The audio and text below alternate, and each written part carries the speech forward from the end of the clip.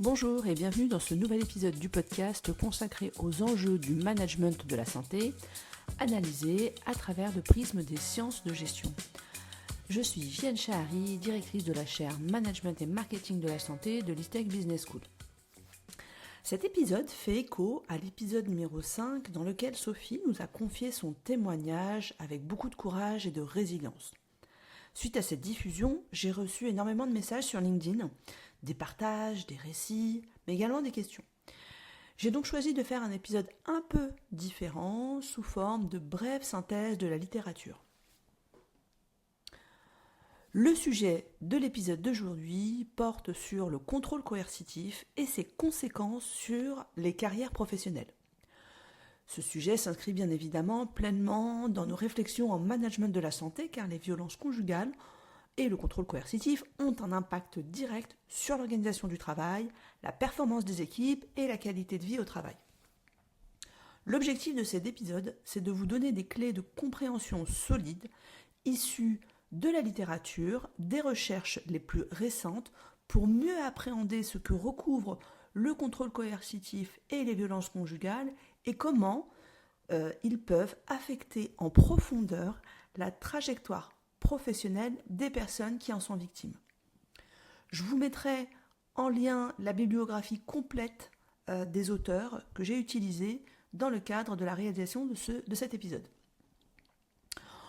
On commence tout d'abord par poser les jalons, quelques définitions et repères essentiels pour bien comprendre les mécanismes en jeu. Le contrôle coercitif est selon les auteurs une forme de violence conjugale dite systémique, c'est-à-dire qu'il s'agit d'une dynamique installée, durable, où différents types de violences, notamment physiques, psychologiques, économiques ou encore administratives, ne sont pas des faits isolés, mais organisés dans une stratégie de domination continue. Le contrôle coercitif s'exerce dans la relation de couple et continue même après la séparation. Et malheureusement, les enfants en sont des co-victimes. Selon la psychologue Fatima Grieger, l'identification du contrôle coercitif permet de mieux déceler l'impact de toutes les formes de violence exercées dans la relation de couple. De plus, toujours selon cette autrice, détecter le contrôle coercitif va contribuer à un meilleur repérage des moments critiques où explose la violence, comme notamment la grossesse, la séparation ou la reprise d'études. Les travaux de Stark disent précisément que le contrôle coercitif est un ensemble de comportements utilisés par un individu, donc l'agresseur, pour dominer, intimider, manipuler son ou sa partenaire ou ex-partenaire. Les femmes sont majoritairement victimes du contrôle coercitif et des violences conjugales. Autrement dit, le conjoint violent organise une vie en captivité pour sa conjointe ou ex-conjointe, avec une vie sous contrôle et soumission continue. Alors, concrètement, qu'est-ce que cela veut dire ? Je vous propose, pour illustrer ces concepts, quelques exemples, afin que vous puissiez davantage imaginer comment cela se vit dans la réalité. Dans la relation de couple, l'exemple le plus connu du grand public, c'est l'isolement, où le conjoint, directement ou indirectement, il va progressivement faire en sorte d'éloigner son ou sa partenaire de sa famille, de ses amis, de l'empêcher d'avoir des loisirs. La contrainte et la menace sont aussi insidieuses. Alors certes, elles pourront se manifester par la force, mais elles pourront s'exprimer par une menace émotionnelle ou une menace économique, avec des phrases du type « Je sais que ta sœur ne m'aime pas, quand tu vas chez tes parents t'es plus la même, tes copines ne sont pas de bonne fréquentation, elles sont jalouses de notre relation ». Cette forme de soumission, elle peut en effet passer sous le radar de la victime qui, au moment des faits, n'a pas conscience ou n'a pas identifié ce qui est en train de se jouer. Le contrôle coercitif se traduit aussi par la privation des besoins fondamentaux, comme empêcher son ou sa conjointe de dormir, de voir un médecin, de limiter l'accès à la nourriture ou encore de mettre le chauffage au domicile. Une autre forme de contrôle coercitif se traduit, selon les auteurs, comme une domination émotionnelle où la victime est manipulée. En fait, l'agresseur, il va faire culpabiliser son ou sa conjointe, lui faire ressentir de la honte dans le but de la contrôler, de la faire douter de ce qu'elle ressent. Et ça peut se traduire par des phrases du type « tu vas au restaurant avec tes copines alors que ton enfant a besoin de toi » ou encore « si tu passais moins de temps chez tes parents, on aurait plus de temps pour nous ». Ta priorité c'est ta carrière et pas notre couple. Les travaux d'Arzay et Fred ont élaboré l'acronyme DARVO qui permet particulièrement de repérer et mettre en lumière ces stratégies de manipulation. Donc l'acronyme DARVO, c'est D comme déni, A comme attaque, RVO comme le renversement victime-oppresseur. Ce concept, il décrit la stratégie mise en place par les agresseurs qui vise à renverser la responsabilité, attaquer les victimes, nier ou minimiser les violences. Par exemple, un agresseur va dire à son ou sa conjointe qu'elle est folle, qu'elle ne crie pour rien, qu'elle est dépressive, qu'elle exagère, que c'était juste une dispute. Ou, par exemple, un agresseur qui dirait si je t'ai mis une claque, c'est parce que tu ne m'écoutes pas ou parce que tu m'as énervé. Dans tous ces cas, c'est le même constat, une inversion de la responsabilité où la victime est tenue comme responsable de la violence de l'agresseur. Les auteurs ont mis en évidence d'autres actes pour exercer le contrôle coercitif, comme priver de ressources financières, obliger à faire ou à ne pas faire quelque chose, surveiller son ou sa conjointe, ce qui aujourd'hui est facilité par les réseaux sociaux, par l'utilisation du smartphone, avec notamment la géolocalisation. La séparation, elle ne met pas fin au contrôle coercitif, au contraire. Dans de nombreux cas, elle marque le début d'une nouvelle phase de domination.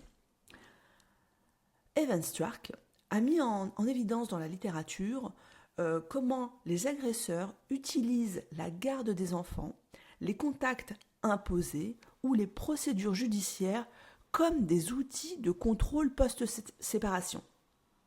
Concrètement, ça peut se traduire par des visites devant le domicile, des menaces d'enlèvement des enfants, le non-respect des jours ou des horaires de garde, des actions judiciaires répétées dans une logique de harcèlement et de pression, ou encore le non-paiement volontaire ou irrégulier de la pension alimentaire. Toutes ces pratiques ont un objectif, maintenir le contrôle sur la vie de l'ex-partenaire et sur les enfants, et malheureusement ce au prix souvent d'une grande souffrance émotionnelle et d'une instabilité professionnelle accrue. Ce qu'on appelle le contrôle coercitif, contrairement à l'image classique que l'on se fait de la violence conjugale où la violence physique est prédominante, elle est explosive, eh bien dans le contrôle coercitif, on est face à un processus qui est progressif, lent, insidieux et souvent sans marque physique visible. Une stratégie de domination qui est continue, des actes qui cumulés enferment les victimes dans une sorte de prison invisible. Et en même temps, si on s'y penche, et comme le dit très justement Andrea Grueff-Vintila, si on l'observe, si on écoute, il s'agit d'un réel terrorisme familial, une privation de liberté qui est caractérisée et se repère. Le contrôle coercitif est un enchaînement de tactiques, isolement social, chantage émotionnel, contrôle des finances, surveillance continue, privation d'autonomie, tout cela visant à effacer la liberté et l'identité de la personne. Selon Andrea Grueff-Vintila et Emily Hennequin, ce type de violence agit comme un agent structurant, façonnant les rapports au monde, les rapports au travail, au corps, à la temporalité. La violence dans la relation de couple entraîne pour la victime la perte progressive et inconsciente de sa capacité à s'opposer, à se révolter, à dire non, à décider. Raison pour laquelle elle devient prisonnière, otage de la situation. Cela explique également pourquoi les personnes victimes de contrôle coercitif et de violence conjugale ont beaucoup de difficultés à partir. Il faut en moyenne 7 tentatives pour quitter définitivement l'agresseur. Une fois identifié, le contrôle coercitif se révèle être une stratégie organisée, destructrice qu'il est urgent de comprendre et qui, dans la sphère professionnelle, a des conséquences majeures sur les personnes qui en sont victimes.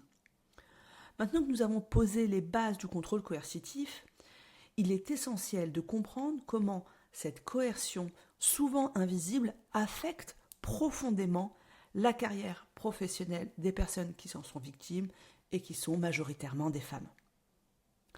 La première conséquence du contrôle coercitif sur la carrière des personnes victimes porte sur la santé globale, physique, psychique, sociale. Les personnes victimes de contrôle coercitif font face à de l'épuisement. Je vous laisse imaginer une vie sous contrôle, sous contrainte, où les menaces sont régulières, l'anxiété devient chronique, l'instabilité émotionnelle s'installe et les victimes peuvent ressentir des difficultés à se concentrer, à réaliser leurs tâches, à collaborer avec leurs collègues. Le smartphone devient un outil ultime de coercion que le conjoint ou ex-conjoint va utiliser tout au long de la journée pour surveiller, menacer, humilier, insulter son ou sa partenaire ou ex-partenaire. La collaboratrice continue de se concentrer au travail, en tout cas elle essaye d'accomplir ses tâches, d'interagir avec ses collègues. Et bien évidemment, lorsqu'on vit sous pression constante, cela affecte notre présence, notre engagement et parfois notre capacité à simplement être dans l'instant professionnel. Autre conséquence du contrôle coercitif sur la carrière des personnes victimes, et majoritairement des femmes, c'est celle de quitter ou perdre son emploi pour se soumettre à la volonté de son conjoint. C'est aussi renoncer à faire carrière, arrêter ses études, renoncer à faire une formation ou à prendre une opportunité qui s'offre à nous pour se conformer aux exigences du conjoint. Une conséquence sous-jacente de la coercion est de rester dépendante financièrement de leur partenaire, ce qui va en plus renforcer la domination et rendre difficile le départ. En effet, comment quitter un conjoint violent lorsqu'on n'a pas les ressources financières ? Autre conséquence, elle concerne les compétences à travers notamment la perte d'estime de soi et de confiance en soi. Les personnes victimes de contrôle coercitif et de violence conjugale doutent de leurs capacités, se dévalorisent, renoncent à candidater à des postes de peur de ne pas être à la hauteur ou tout simplement parce que l'agresseur les a enfermés dans des croyances qui peuvent s'ancrer durablement. Avec des phrases du type « tu ne réussiras jamais sans moi »,« tu ne vaux rien »,« tu ne sers à rien »,« tu ne sais rien faire ». À noter que selon André et Lelord, les victimes agressées verbalement et insultées voient leur estime d'elles-mêmes fortement impactée et les paroles ne sont jamais oubliées. Le contrôle coercitif ne s'arrête pas à la porte du foyer, il s'infiltre dans les open space, les réunions, les dossiers laissés en suspens, un plan de carrière abandonné, la peur de voir son conjoint ou ex-conjoint venir sur son lieu de travail. On attend souvent, en contexte professionnel, de la part des personnes victimes de contrôle coercitif et de violences conjugales, qu'elles laissent leurs problèmes aux portes du bureau, taisent les violences domestiques qu'elles subissent, qu'elles restent performantes, même lorsqu'elles vivent l'insupportable. Rappelons que les violences conjugales ne font plus partie de la sphère privée depuis les années 70. Les personnes victimes de contrôle coercitif et de violences conjugales évoquent rarement ce qu'elles vivent à leur manager ou à leurs collègues. Elles ressentent de la honte, elles craignent d'être jugées ou d'être discriminées. Je vous propose, pour terminer cette brève revue de littérature, quelques recommandations à l'égard des entreprises.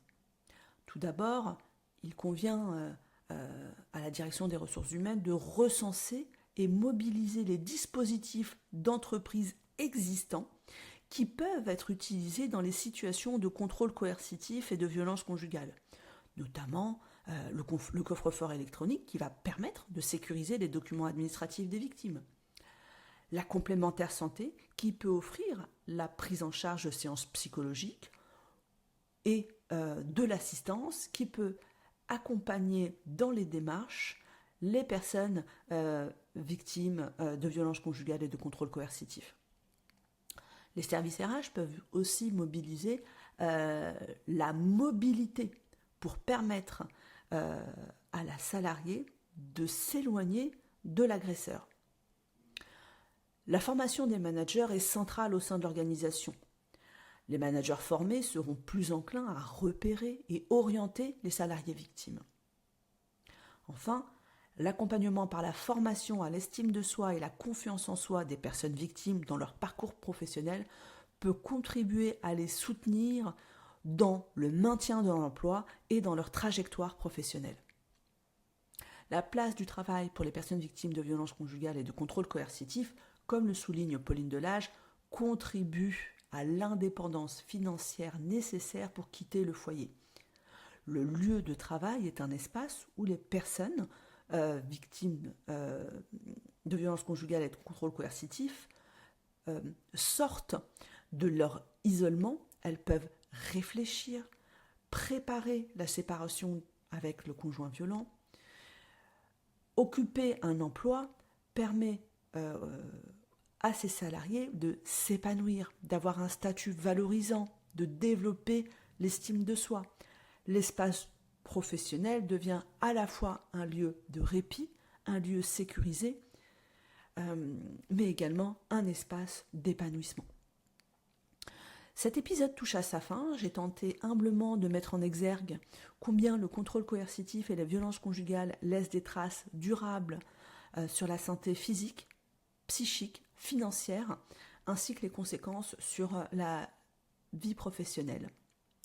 Les femmes victimes portent les stigmates de violence sur leur corps, dans leurs pensées, dans leur sommeil. Elles vivent avec un stress post-traumatique, voient leur trajectoire professionnelle entravée, leur estime d'elles-mêmes érodée, et ce même après la séparation. Rappelons également que la séparation n'arrête pas le contrôle et les violences continuent après le départ du conjoint. Rappelons que la séparation n'arrête pas le contrôle et les violences et qu'ils peuvent continuer de s'exercer durant plusieurs années. L'entreprise a donc un rôle clé, un rôle crucial à jouer par une stratégie RH adaptée et contribuer à la reconstruction des personnes victimes, à leur autonomie économique et à la socialisation. L'entreprise peut sécuriser, orienter, soutenir les victimes, former ses managers à repérer les signaux faibles, orienter vers les référents d'entreprise ou associations locales. Les organisations syndicales ont également un rôle clé car elles peuvent jouer un véritable relais entre les salariés. Enfin, les collègues ont un rôle assez crucial à jouer. Enfin, les collègues ont aussi leur rôle à jouer en écoutant sans jugement son ou sa collègue et en lui transmettant les contacts utiles. Chacun, à son niveau, peut contribuer à soutenir les personnes victimes de contrôle coercitif et de violences conjugales, accueillir leur silence, leurs paroles et orienter vers les interlocuteurs compétents. Je vous remercie pour votre écoute. Si cet épisode vous a fait prendre conscience que vous êtes victime de contrôle coercitif ou de violence conjugale, je vous envoie tout d'abord tout mon soutien et vous recommande, quand vous vous sentirez prête, d'appeler le 3919. N'hésitez pas à relayer cet épisode à une personne que cela pourrait aider. Et je vous dis à bientôt. Ma salama.